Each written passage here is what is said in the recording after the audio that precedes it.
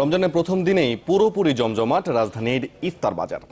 প্রতিবারের মতো এবারও ইফতারের সবচেয়ে বড় হাট বসেছে পুরান ঢাকার চকবাজারে। সুতি কাবাব, শাহী জিলাপি আর বড় বাপের পোলায় খায় এমন নানা ঐতিহ্যবাহী ইফতারের পসরা বসেছে সেখানে। ভাজা পোড়া খাবারের পাশাপাশি পানীয় ও দেশি ফলমূলও ছিল বেশ।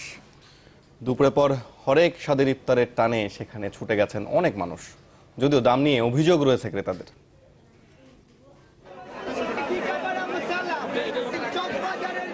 ইফতারের তখনও বাকি কয়েক ঘন্টা, বিক্রেতাদের হাঁকডাক আর ক্রেতাদের ছুটোছুটি সব মিলিয়ে জমজমাট এক পরিবেশ। এটি রাজধানীর ঐতিহ্যবাহী চকবাজারের ইফতারের হাট।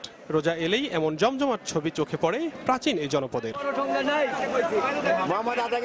এই মিলন মেলায় শুধু যে পুরান ঢাকাবাসী এসেছেন তা কিন্তু নয়, ঐতিহ্যবাহী খাবারের সন্ধানে রাজধানীর নানা জায়গা থেকে এখানে এসেছেন অসংখ্য